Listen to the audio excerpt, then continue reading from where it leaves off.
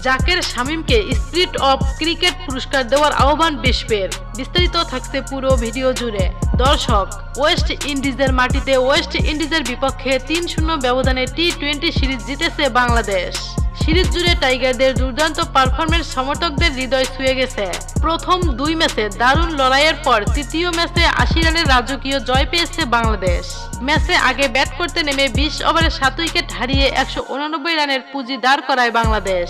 দলের হয়ে ৪১ বলে ৭২ রানের বিস্ফোরণ ইনিংস খেলে অপরাজিত ছিলেন জাকের আলী অনিক। গোটা সফরটাই দারুণ কেটেছে জাকেরের।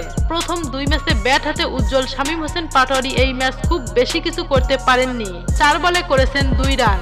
তবে রান জয় পরাজয় ছাপিয়ে শামীম এবং জাকের হৃদয় ছুঁয়েছেন ভিন্ন একটি জায়গায়। ঘটনা ঘটেছে ম্যাচের বাংলাদেশ ইনিংসের ১৪তম ওভারের প্রথম বলে। বল করতে এসেছেন ওয়েস্ট ইন্ডিজের স্পিনার গুড়াকেশ মোটি। প্রথম বলে জাকেরের স্লোক সুইপে সজোরে হকানো বলটা ধরার জন্য অনেকটা দৌড়ে গিয়েছিলেন অবেদ ম্যাককয়। তবে শেষমেশ ক্যাচটা আর ধরতে পারেননি, বরং ক্যাচ করতে গিয়ে নিজে বাঁধিয়ে ফেলেন চোট। ম্যাককয় চোটে পড়ার আগেই দৌড়ে 2 রান নিয়ে ফেলেন জাকের এবং শামীম। ম্যাককয় যেহেতু মাঠে বসে চোটে কাতরাচ্ছেন, চাইলে আরো অনেক রান নিয়ে ফেলতে পারতেন দুজন, কিন্তু না, স্পোর্টসম্যানশিপের দারুণ দৃষ্টান্ত স্থাপন করে 2 রানের বেশি নেননি জাকের এবং শামীম।